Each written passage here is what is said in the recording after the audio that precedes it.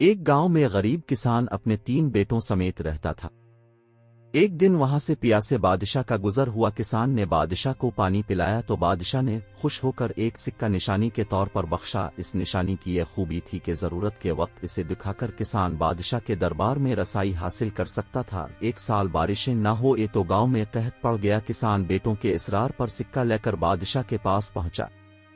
اس وقت بادشاہ خدا کے حضور دعا مانگ رہا تھا کہ اے خدا، ہم سب تیرے محتاج ہیں، اپنی صفت رحیمی کے صدقے ہم سب کو خوشحال بنا۔ کسان یہ سن کر بادشاہ سے ملاقات کیے بغیر لوٹ آیا۔ گھر پہنچا تو بیٹوں نے بادشاہ سلامت کے عطیات کے بارے میں پوچھا۔ بوڑھا کسان کہنے لگا، میں بادشاہ سے ملاقات کیے بغیر لوٹ آیا ہوں۔ میں جب بادشاہ سے ملنے گیا تو وہ جا نماز پر بیٹھا بارگاہ خداوندی میں گڑ گڑا کر دعا مانگ رہا تھا۔ جب وہ خود ذات واحد اور بزرگ و برتر کا محتاج ہے تو بھلا مجھے کیا دیتا؟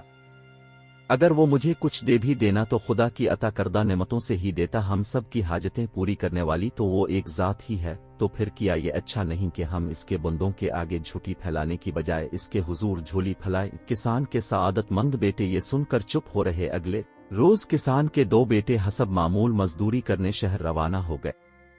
ایک بیٹا جنگل میں لکڑیاں چننے چلا گیا۔ کسان نے سوچا کہ کھیتوں کو سیراب کرنے کے لیے کیوں نہ ایک کنواں کھودا جائے۔ اس نے گاؤں کے دوسرے لوگوں کو اپنا خیال بتایا، مگر وہ یہ کہہ کر اپنے اپنے گھروں کو چل دیے کہ ہمارے پاس ابھی پچھلے سال کا کافی غلہ موجود ہے، ہم کیوں کنواں کھودیں؟ غلہ ختم ہو گیا تو کچھ سوچیں گے۔ ان سب کے جانے پر کسان نے کدال اٹھائی اور بیٹوں کا انتظار کیے بغیر اپنے کھیتوں کو چل دیا۔ اس نے تہیہ کر لیا تھا کہ وہ اپنے بیٹوں کے ساتھ مل کر ضرور ایک کنواں کھودے گا، خدا نے چاہا تو ان کی محنت ضائع نہ ہوگی۔ یہ سوچ کر اس نے کھیتوں کے پاس ہی ایک جگہ زمین کھودنا شروع کی۔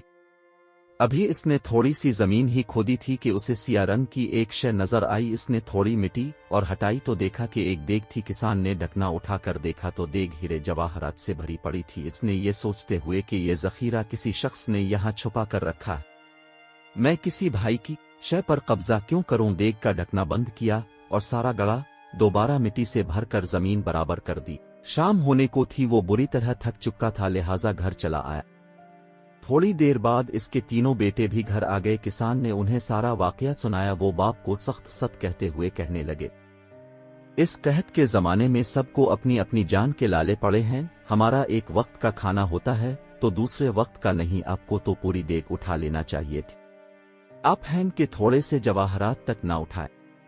بوڑھا باپ انہیں دیر تک سمجھاتا رہا کہ خیانت کرنے والوں پہ خدا کی رحمت نہیں رہتی، نہ اس جہاں میں نہ اس جہاں میں۔ لیکن کسان کے بیٹے جو غربت سے تنگ آ چکے تھے نے باپ کی ایک بھی نہ مانی اور اسی وقت جا کر جواہرات اٹھا لانے کو تیار ہو گئے، مگر بوڑھے باپ نے انہیں صبح تک کسی نہ کسی طرح روک لیا۔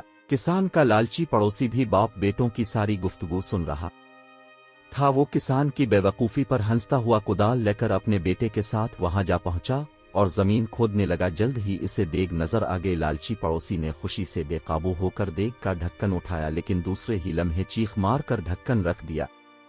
دیگ میں جواہرات کی بجائے زہریلے سانپ اور بچھو بھرے پڑے تھے۔ پڑوسی اور اس کے بیٹے کو یہ دیکھ کر بہت غصہ آیا۔ وہ ایک دوسرے سے کہنے لگے کہ کسان نے ہمیں جان سے ختم کرنے کو یہ ڈھونگ رچایا ہے۔ وہ ہماری موت کے بعد ہمارے غلے کا مالک بننا چاہتا ہے، لیکن ہم اس کی یہ خواہش بھی پوری نہ ہونے دیں گے۔ پھر پڑوسی کی نگاہوں میں بوڑھے کسان کے کھیت لہرانے لگے۔ اس نے ایک لمحے کو کچھ سوچا، ڈھکن اچھی طرح بند کر کے دیگ اٹھا کر گھر لے آیا۔ گھر آ کر اپنے بیٹے کی مدد سے دیگ کو کسان کی جھونپڑی کے چھپڑ پر ٹیڑھا رکھ کے ڈینگن ہٹا دیا۔ پڑوسی اور اس کا بیٹا کسان کی جھونپڑی میں بچھو اور سانپ گرتے دیکھ کر بہت خوش ہوتے رہے۔ ادھر جب کسان اور اس کے بیٹوں پر سانپ اور بچھو ہیرے جواہرات کی صورت میں گرنے لگے تو وہ بڑھ بڑا کر اٹھ بیٹھے۔ وہ پھٹی پھٹی نگاہوں سے جواہرات کے اس خزانے کو دیکھنے لگے۔ چھپڑ سے گرتے ہیرے جواہرات کو دیکھ کر کسان کے منہ سے بے ساختہ نکلا، خدا جب دیتا ہے چھپڑ پھاڑ کر دیتا ہے۔ اس سے پہلے کہ کسان کے بیٹے اسے خواب سمجھتے، وہ دیوار کے اس پار پڑوسی کی بیوی کی آواز سن کر سب کچھ سمجھ گئے۔ وہ اپنے خاوند سے پوچھ رہی تھی کہ ہیروں کی بھری دیگر لے آئے، وہ کہاں ہے؟ جواب میں پڑوسی کہہ رہا تھا، بوڑھے کسان نے دیگ میں سانپ اور بچھو بند کر کے رکھے ہوئے تھے تاکہ ہم ان کے کاٹنے سے مر جائیں، لیکن ہم نے ساری دیگ اس کی جھونپڑی میں الٹ دی ہے، وہ صبح تک اپنے بیٹوں سمیت مر چکا ہوگا۔ بوڑھا کسان اپنے کھودے ہوئے گڑھے میں خود گر کر تباہ ہو جائے گا، اب اس کے کھیت ہماری ملکیت ہوں گے۔ لیکن یہ اس لالچی پڑوسی کی بھول تھی، اس کا ہمسایہ بوڑھا کسان اپنی نیک دلی عبادت گزاری اور صابر طبیعت کے عوض رحمت خدا سے مالا مال ہو رہا تھا، جبکہ لالچی پڑوسی کو خدا نے اس کے لالچ اور منافقانہ رویہ کے بدلے میں اپنی رحمت سے محروم رکھا تھا۔ بس ہمیں چاہیے کہ ہر حال میں خدا کا شکر ادا کریں، لالچ سے پرہیز کریں اور دنیاوی دولت جمع کرنے کی بجائے اپنی آخرت کے لیے دولت جمع کریں۔ یہ دولت نیک دلی، رحمدلی اور عبادت گزاری میں پوشیدہ ہر وقت ہماری منتظر رہتی ہے۔